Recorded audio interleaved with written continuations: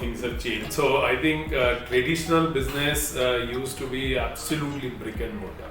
I mean, nobody would have ever thought of what web can do and all that, and people would go to the end customer or partners and do the business. I think few things which have changed the landscape of the distribution business in the country is the advent of a lot of IT solutions, the web commerce solutions, the ability to train the people and make them understand different solutions sitting in the AC rooms and do that. All that is changing the landscape. A lot of people had very little understanding that what is the benefit of recurring business, and you would see that heavy investments from the OEMs as well as from distis are happening to educate people on why cloud and why it helps, and therefore how the recurring business helps, and therefore valuation of the companies, not only which are the large companies into selling solutions, but OEMs being the channel partners, they are able to see that over a period of time. It looks small when you start, but 4 or 5 years down you would start seeing. So we have seen that people are, we had never heard a term called born in cloud partners. We had never thought that. Initially people didn't know. I mean, if you talk from 30 years since I've been in business, what are the recurring businesses? What is this? People had very little understanding on services piece. You would go and they didn't know what is managed services and what are the professional services, or what are consulting services, or what are training services. So the bouquet on that itself has evolved in such a way that you would find that many organizations are just very highly focused on that piece, and there the returns are very high. So I think that piece has grown. The number of technologies which have come. I mean, if I have to tell you, in good old days when I started my career, we used to sell just Dotmatics printers and fax machines. Now, when the first inkjet printer got launched in the country, we said it's a silent printing, and nobody knew what's a silent printing. And it doesn't make noise when you print. And a DeskJet printer, which is now a 2,000 rupee product, I had sold personally, which is the lowest cost printer, for 1.7 lakhs. So that's the price we used to go and sell, and we used to take pride in selling for 1.7 lakhs kind of a deal. Even the cartridge would cost you, some 7,000-8,000 rupees. That's how the HP came. HP was the first MNC which came into the country and started with. So a lot of things were very new for the people. How can a printer print silently? I mean, nobody had thought of it. So from the days of and it's a manual typewriter to electronic typewriter now, in good old days, nothing exists right now. People have gone, and we used to sell data on. I would go and sell a 256 KB RAM for 7,000 rupees. I know a company in Bangalore who just focuses on this, more than 100 crores of business, only on DevOps. So there are areas which are emerging, and they are niche areas, and everything people are, they focus on and they do, and the margins are high double-digit margins. So people are looking at areas and opportunities which is very different. In our good old days, we had just one product to go and sell and come back. So within SAVEX ecosystem, our focus area as of now remains SAR.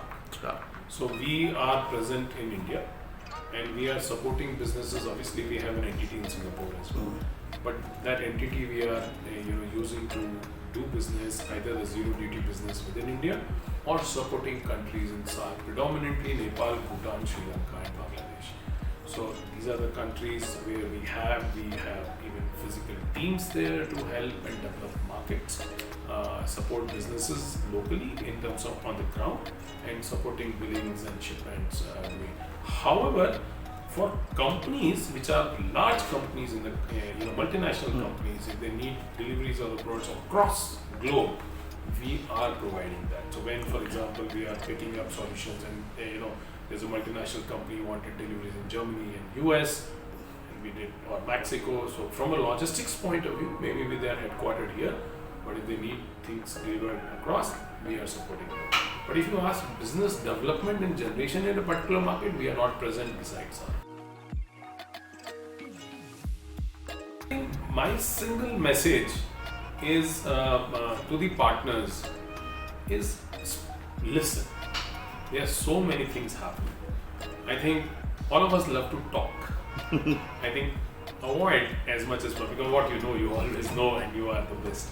But listen, and attend the technology sessions, attend the meets which some of the brands are doing, whatever you know or have heard of that these sectors are growing, and get into that.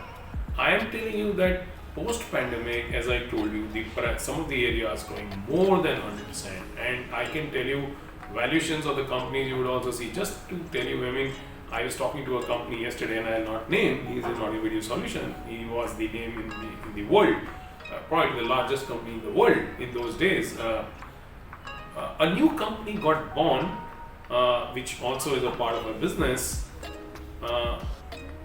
who they were planning to acquire at a point of time. It was a very small value for that large company in the AV space. Now the valuation of the new company is maybe 100 times the valuation of that globally large. So that's a born in cloud company, and that's how it is growing. So my recommendations, be it in AV space, boardroom solutions, meeting solutions, enterprise chats, which is happening. People are wanting, Snapchats, got acquired by Salesforce, and you would see billions of dollars they're paid, and they said their solutions are free. By the way, all their solutions are free. Now, most of the partners don't know, but when you go and partners, you would find the large companies like Swiggy. I can tell you some companies, they are completely on it. They don't know what is email. They're out of it. Can you imagine world without Microsoft email? I mean, some technologies are disruptive technologies which are coming up, and they're free, and people can get into it. And all of their communication happens on it, and it's a brilliant tool. I just learned it a few days back, and I found it's extremely decent. So I think keep your ears and eyes open. You would find service opportunities, you would find new opportunities when vendors are talking. Get into that. If you want to learn, if you want to understand that both vendors and distributors in India have skill sets in many of the technologies to help you enable, I think reach out to them. That's the single most important thing. All of you know what's happening in the world, but my single important message is listen and then absorb. For more information, please visit www.ncnonline.net.